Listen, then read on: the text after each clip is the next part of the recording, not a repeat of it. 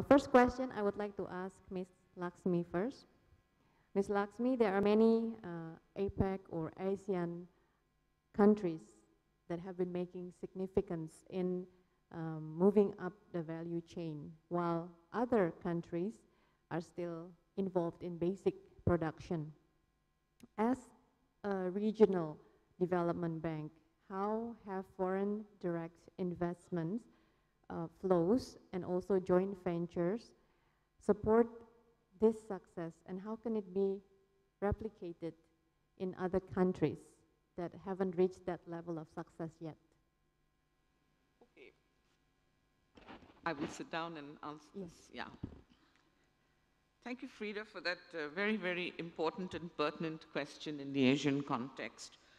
You must be aware that Asia is now struggling with this whole issue of, in terms of its, development journey. The biggest challenge for low and middle income countries is to escape what we call the middle income trap. And that would really mean going up the value chain in terms of its production and export networks. Two very good examples in our region, of course, who have done this successfully are Singapore and South Korea. And so to answer the first part of your question, how does this happen?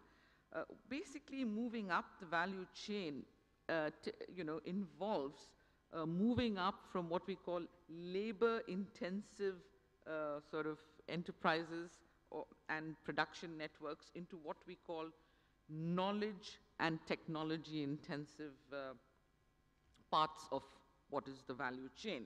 And we see this when we look at either the exports or the production profile of successful countries like Singapore and South Korea. What did they really do about this? And the answer perhaps lies in their very, very committed and systematic approach to attract foreign direct investment.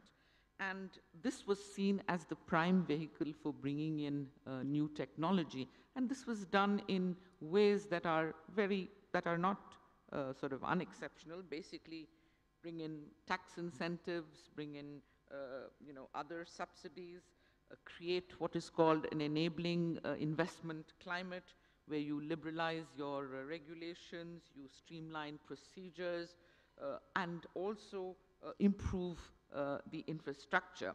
And in this context, I just like, and in Korea, of course, it was slightly more conservative to start with. Korea insisted on joint ventures initially, and then later on began to expand and liberalize much more, particularly after the Asian financial crisis. I want to emphasize that developing countries have not just to simply seize on the initiative of FDI, because FDI is fine, but you have to also create the absorptive capacities within your own economies to be able to attract FDIs. And I think this is where there are many differences across different countries. And when I say you have to invest in your own absorptive capacities, it means you have to invest in human capital, you have to upgrade the technical institutions, you have to upgrade infrastructure, and most importantly, coordinate across government policies, across agencies, across ministries, so that everybody is reading from the same score sheet, if you like. So I think these are very important lessons to be learned from successful case studies in our region. Coming to the second part of your question, what is ADB doing? Well, regional cooperation and integration is a very, very important strategic pillar for the ADB. It's one of our 3 strategic pillars, and we also look at it as a very important sector for investment. Our regional cooperation strategy relies on a very robust program of creating cross-border infrastructure, improving physical connectivity, and also the attendant software in terms of trade facilitation and other measures. Basically focusing also on trade and investment cooperation, monetary and financial cooperation, and also cooperation in the creation of regional public goods. And the way we do it is basically tailor our loans and technical assistance to countries in this region to sort of work within this framework.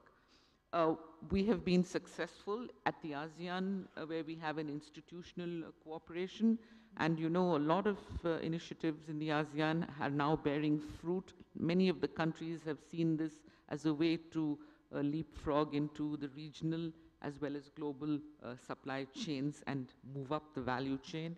We're doing this very successfully also in Central and West Asia, where we have another initiative called the CAREC, and we also are now starting to work within the SAARC framework.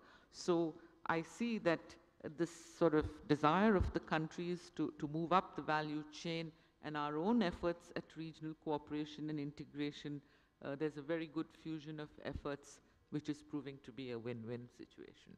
Okay. Ms. Lakshmi, you mentioned two countries, Singapore and South Korea, earlier. I'm just wondering, at what stage is Indonesia at this moment? I just mentioned the two countries as an example, but if I really have to say, I think Asia is a shining example, particularly Southeast Asia, and I would really say not only Indonesia, but also Thailand, and now we see other countries like Vietnam also trying to sort of overcome these challenges. I put it this way, that all the countries, when they design their FDI policies, have to basically look at their own sort of history and endowment and their own processes and design policies that would suit their conditions best. And I see a lot of promise. I think Indonesia has already been very successful in getting into the regional supply chains. If you look at the directions of their commodity exports, it goes all over the place within Asia.